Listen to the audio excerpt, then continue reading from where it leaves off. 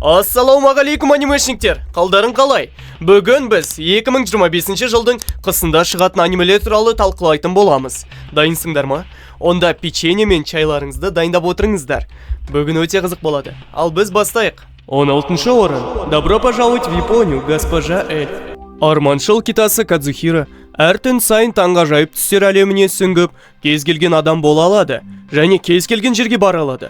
Бұл қиялдары оның қарапайым өмірімен қатты қарама-қайшы келеді және ол сол әлемде мәңгі қалғысы келіп армандайды. Бір күні таңертең оянғанда төсегінде эльф қызды көреді. Бұл оның санасындағы қиял ма, әлде шындық па? Енді Кадзухира оның қайда пайда болғанын анықтап, өмірінде не болып жатқанын түсінуі керек. 15-ші орын. Ты умеешь хранить секреты? Татеши жеңіл тамақ өндірісіндегі компанияның бухгалтері. Бір сыр сақтайды.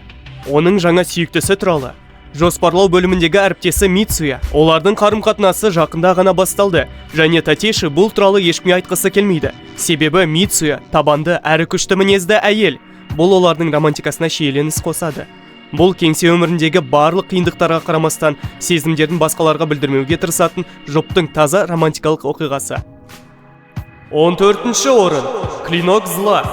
20 жыл бұрын империя жерлері сиқырлы қорғанды бұзып өткен түнек ордаларының шабуылына ұшырады. Қорғанды қайта жабу үшін император қасиетті найзалар ұстаған 14 жауынгерді жолға жібереді. Аңыз бойынша 3 жауынгер жолда қаза тапты, ал 4-еуі императорға опасыздық жасады. Қалған 7 батыр жарылуды жауып, үйлеріне оралды. Енді шекара маңында жаңа азаматтық соғыс басталды және сыбыс бойынша әскерді сол опасыздар бастап жүр. Қасиетті қалада бас көріп келі жаңа қасіретпен империяны құтқаратын қаһарманның пайда болатынын болжады. Қысқасы айтқанда, боевик пен экшнді жақсы көрсең, осыны қара. 13-ші орын. Исюра 2. Бір кездері әлем жындар патшасының езгісінен, яғни шабуылынан зардап шеккен еді. Бірақ белгісіз батыр бұл зұлымдыққа нүкте қойды.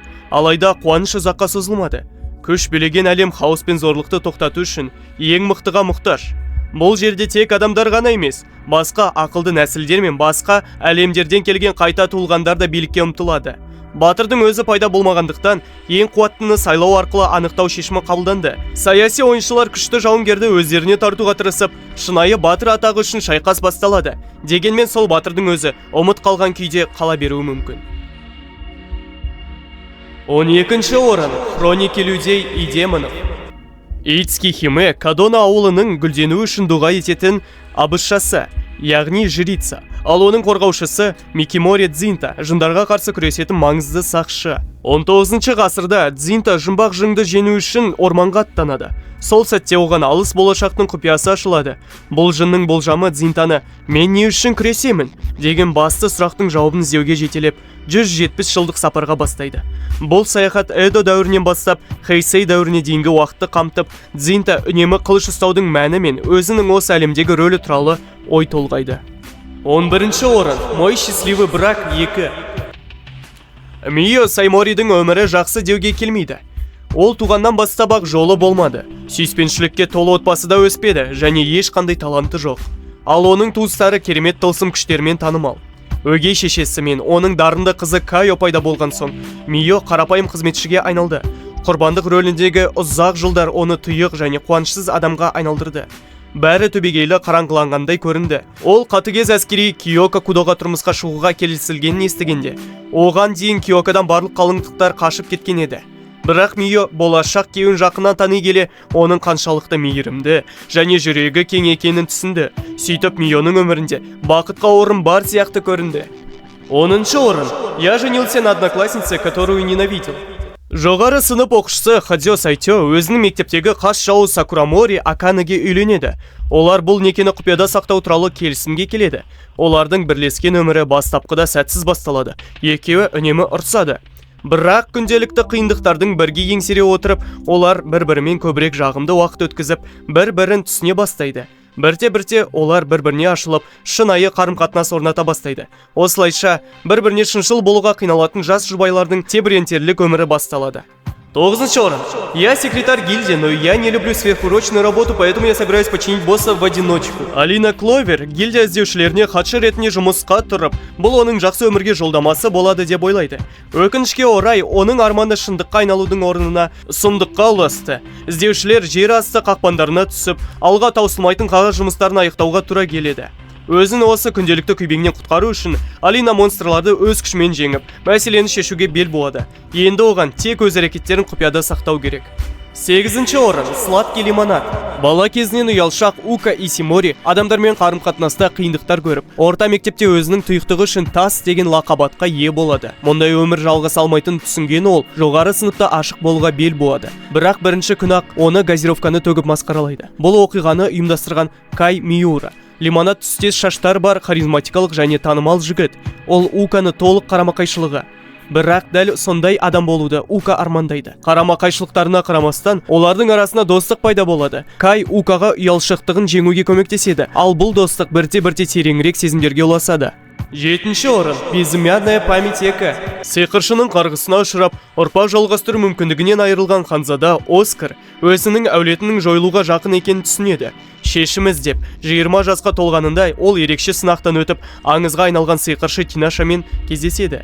Тинаша оған тек сиқырға ерекше төзімділігі бар әйел, дәл өзі сияқты оған бала сыйлай алатынын айтады. Оскар оған келісім ұсынады. Ол 1 жыл бойы оның сарайында өмір сүріп, жанында жүреді. Алайда көп ұзамай олардың екеуінде де өткеннің елестері мазалайды. 6-шы орын. Лазар. 2052 жылы адамзат Хапуна дәрісінің арқасында барлық аурулардан арылған болатын. Бұл дәріні Нобель сыйлығының лауреаты нейробиолог Скиннер жасаған еді. Дәрі тез арада әлем бойынша танымал болды. Бірақ Скиннер өзі жоғалып кетті. 3 жылдан кейін ол күтпеген жерден қайта оралып, Хапуна өлімге қауіпті екенін мәлімдейді. Оның әсері шектеулі және 3 жылдан кейін барлық пайдаланушылар қаза табады. Бұл апаттың алдын алу үшін арнайы лазер тобы Скиннерді тауып, құтқару вакцинасын жасау керек, бірақ бұл үшін уақыт тым аз. 5-ші орын. Туалетный мальчик Ханако 2. Камома академиясы оқушылар арасында 7-ші құпия деп аталатын мистикалық құбылыстармен танымал. Олар жасөспірімдерді қорқытып, қызықтырады. Ең танымал аңыздардың бірі 3-ші қабаттағы ескі ғимараттың дәретханасында тұратын Ханако атты елес туралы. Ол оқушылардың тілектерін орындап береді деп айтылады. Сүйіспеншілікке құштар үмітсіз оқушы Нене Ясиро Ханаконы шақыруға шешім қабылдайды. Бірақ ол күтпеген жерден ол бала болып шығады. 2-ші маусымда кейіпкерлер академияның жұмбақтарын ашуды жалғастырып, тылсым күштермен бетпе-бет кездеседі. 4-ші орын. 100 девушек, которые очень сильно тебя любят. Ренторо Айдзо есімді мектеп оқушысы жағымды келбеті мен спорты қабілеттеріне қарамастан махаббатта сәтсіздіктерге тап болады. Өз қатарластары арасында танымал болғанмен, ол сезімін білдірген қыздардың барлығы оған жоқ деп жауап береді. Бітірі күнінде ол кезекті рет бір қызға сезімін білдіріп, 100-ші рет бас тартылады. Үміттен үзген Ренторо құда түсу ғибадатханасына барып, жоғарғы сыныптарда қыз тапқысы келетінін айтады. Кенеттен ғибадатхана құдайы пайда болады. Оған жоғарғы сыныптардың қыздарды жақсы көретінін мәлімдейді. Демалыстан кейін Ренторо бұл болжамның орындала бастағанын, тіпті тым артық екенін түсінеді. 3-ші орын. Монолог фармацевта 2. Жас қыз Мао дарынды емші әрі фармацевт. Император сарайына құлдыққа сатылып, тұтқындаудың қатал шындығымен бетпе-бет келеді. Императордың жаңадан туған сәбилері ұзақ өмір сүрмейді деген сыбыстар сарайда тарай бастағанда, қызығушылығы зор Мао қарап отыра алмады.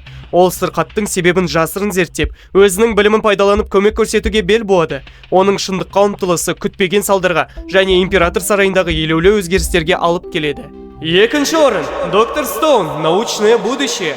Тайдзю Оки махаббатында сезімін білдіруге батылдық танытқан сәтте, аспанды жұмбақ жарық жаулап алып, барлық адамдарды тасқа айналдырады. 4000 жыл өткен соң, ол тас тұтқынынан босап, әлемнің түбегейлі өзгергенін байқайды.